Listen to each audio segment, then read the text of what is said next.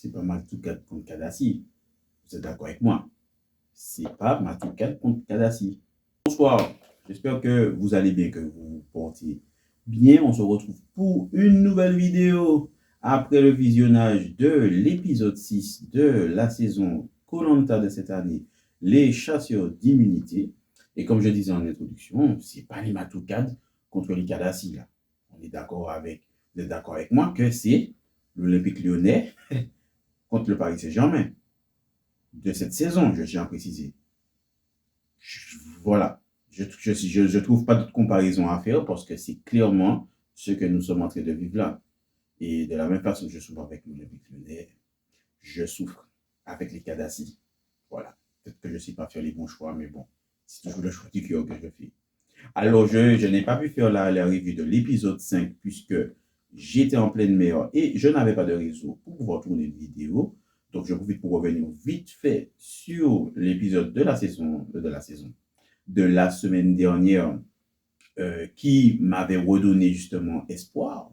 Voilà une petite lueur d'espoir puisque la semaine dernière, lors des affrontements, que ce soit à l'épreuve de confort, du jeu de confort ou l'épreuve d'immunité, elle s'est soldée, en fait les deux se sont soldés par la victoire des jaunes, donc des Kadassi, que je vais appeler l'Olympique Lyonnais ce soir.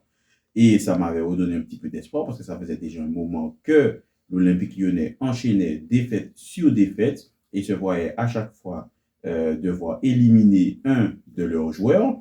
Alors, il y a déjà eu, depuis le début de la saison de Koh-Lanta, le départ de Steve, si je ne me trompe, le départ de Nathalie, le départ de William, le départ de Alexis. Ouais, on s'est arrêté à ça, Alexis. Voilà, ça faisait déjà quand même 4 sur 11, puisqu'au début, ils étaient 10. Puis, on a rajouté de part et d'autre une personne, William chez le Paris Saint-Germain et... non, je dis des bêtises. William à l'Olympique Lyonnais et Léa chez le Paris Saint-Germain. D'accord? William qu'ils ont déjà éliminé à l'Olympique Lyonnais. Et franchement, quand je regarde cet épisode-là, l'épisode 6 de cette saison, que dire? Franchement, que dire?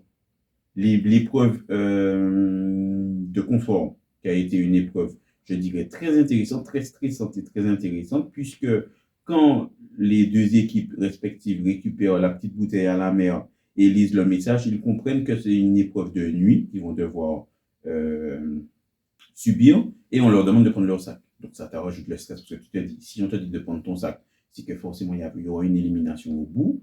Il n'en était rien puisque en fait on leur demandait de prendre le sac puisqu'ils allaient dormir dans les bois pendant la nuit. Ils allaient dormir dans un bivouac puisque ils ont dû faire un trek pour pouvoir trouver le lieu du bivouac, le lieu où ils allaient dormir pendant la nuit. Et ils allaient devoir disputer une épreuve où il fallait tenir en équilibre pendant 2 heures. Je tiens bien à dire pendant 2 heures. Toutes les personnes devaient tenir pendant 2 heures et l'équipe qui, à la fin de ces 2 heures-là, qui avait le plus de personnes, qui avait toujours les deux pieds posés sur la poutre, donc qui était toujours en équilibre, cette équipe-là remportait le jeu de confort. Et à ce petit jeu-là, je crois qu'il y a eu égalité. C'est-à-dire qu'il restait 3 personnes de part et d'autre sur la poutre, puisque j'ai oublié d'expliquer que les deux équipes, elles menaient l'épreuve de confort, mais à des endroits différents de l'île. Ce qui veut dire que quand les rouges, c'est-à-dire les Matoukades, que j'appelle le Paris Saint-Germain ce soir, et effectuaient l'épreuve justement de confort, de l'autre côté, il y avait les Kadassi, c'est-à-dire les jaunes, l'Olympique Lyonnais, qui faisaient leur épreuve de notre côté de l'île. Donc, personne ne savait comment était l'avancée de l'autre côté. Et c'est qu'après avoir dormi dans la forêt, avec les bêtes et tout ce qui s'ensuit, que le lendemain au réveil, qu'ils allaient apprendre justement qui avait remporté la victoire. Et comme je vous ai dit, ça s'est soldé sur un match nul, parce qu'il restait 3 personnes de part et d'autre sur les poutres. Je ne me rappelle pas des noms des gens qui étaient restés. Je sais que Pauline en faisait partie. Franchement, Pauline, respect à cette petite. Voilà, j'avais décelé potentiel chez elle et jusqu'à maintenant, voilà, elle ne me donne pas tort. Donc à ce moment-là, il fallait une énième épreuve pour pouvoir départager les deux équipes, une épreuve stratégique, une épreuve puzzle, donc une épreuve mentale, où il fallait reconstituer sur deux niveaux, assembler des rondins de bois pour pouvoir poser une sorte de plateau qui tiendrait en équilibre sur un niveau, puis sur un autre niveau. C'est une épreuve assez phare de Koh-Lanta. Et il fallait choisir une personne de part et d'autre pour pouvoir effectuer cette épreuve. Chez les jaunes, les Kadassi, ils ont choisi, que je me rappelle bien, Sarah. Et chez les rouges, ils ont choisi le stratège Maxime. Et à ce petit jeu-là, ça s'est joué à quelques secondes près, mais c'est Maxime qui l'a remporté. Donc, les rouges qui ont remporté l'épreuve de confort qui était de pouvoir se rendre chez l'habitant pour pouvoir se baigner avec des produits de la nature, se brosser les dents également et avoir un petit repas offert par justement les locaux pour pouvoir se ressourcer et se revigorer.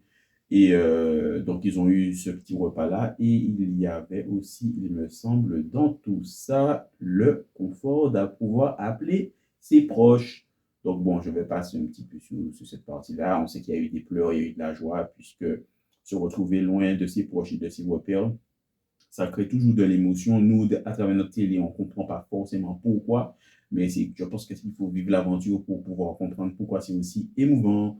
Et donc voilà tout ce que j'avais à dire pour l'épreuve de confort. Donc à ce moment-là, il appartenait aux jeunes de se remobiliser pour essayer de remporter l'épreuve voilà, d'immunité pour ne pas se retrouver justement à devoir de nouveau retourner au conseil pour éliminer une autre personne.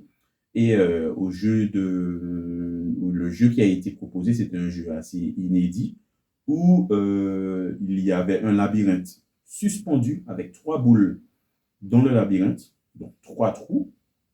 Et en dessous de ce labyrinthe-là, il fallait avoir quatre personnes qui, justement, pouvaient bouger aux quatre extrémités du rectangle ou du carré, justement, de ce labyrinthe-là, qui pouvaient bouger, c'est-à-dire faire monter ou faire descendre leur côté pour pouvoir faire progresser la boule. Et tout en haut, il devait avoir une personne suspendue, tirée par le reste de l'équipe, qui pouvait voir ce qui se passe au-dessus du labyrinthe et diriger les gens qui sont au-dessus ou au-dessous pour leur expliquer comment faire descendre ou faire monter les différents côtés du labyrinthe pour permettre à la boule de circuler et de tomber dans le trou. Il fallait faire tomber trois boules dans trois trous.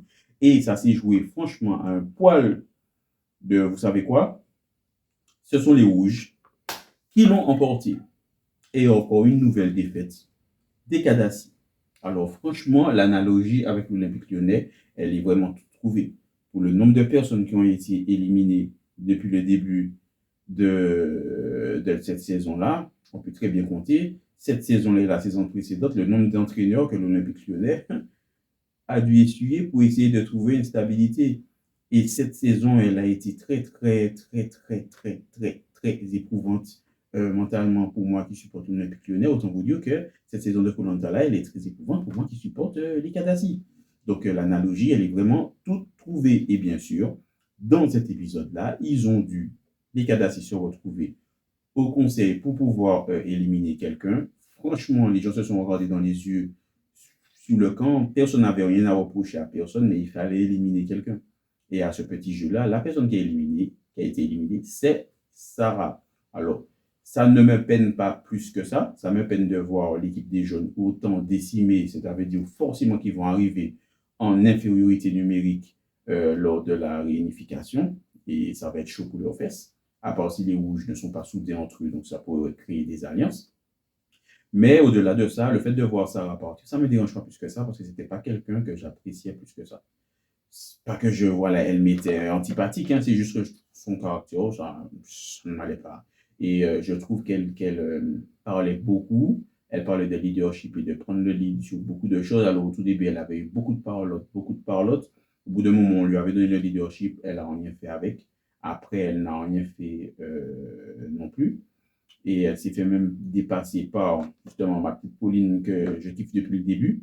Vraiment, Pauline, elle parle pas trop, alors que c'est quelqu'un qui ont toujours voulu éliminer les jeunes depuis le début. Heureusement qu'il y a eu une intervention d'Alexis lors d'un conseil, même s'il s'est fait éliminer. Mais je pense que les jeunes ont compris beaucoup de choses dans le sens où ça ne servait à rien de faire des affinités, des alliances dès le début de l'aventure. Ce qui comptait, c'était ceux qui étaient les plus forts qui devaient rester et qui étaient les plus efficaces qui devaient rester sur l'aventure. Et franchement, on ne va pas se mentir, à ce petit jeu-là, éliminer, bon, même si Alexis, c'était mystique, éliminer William, ils l'ont payé cher.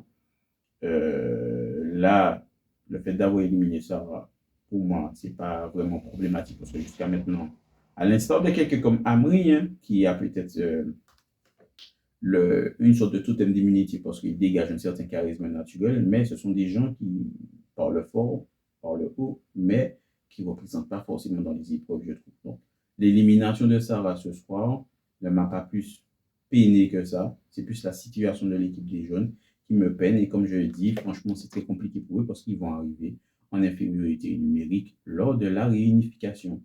C'est tout ce que j'avais à dire sur cet épisode qui a été relativement calme, on va dire un long fleuve tranquille pour ceux qui supportent les rouges, pas si tranquille que ça pour ceux qui supportent les jaunes, mais bon, je suis déjà habitué, je suis anesthésié, on dira. C'est tout ce que j'avais à dire sur cet épisode. Vous n'hésitez pas à me dire ce que vous en avez pensé en commentaire pour qu'on puisse échanger, discuter. N'hésitez pas à liker et à partager la vidéo. Si vous avez apprécié, ça m'aiderait beaucoup à me faire connaître sur YouTube pour le référencement. Moi, je vous souhaite une bonne soirée. C'était Kaoun. Peace.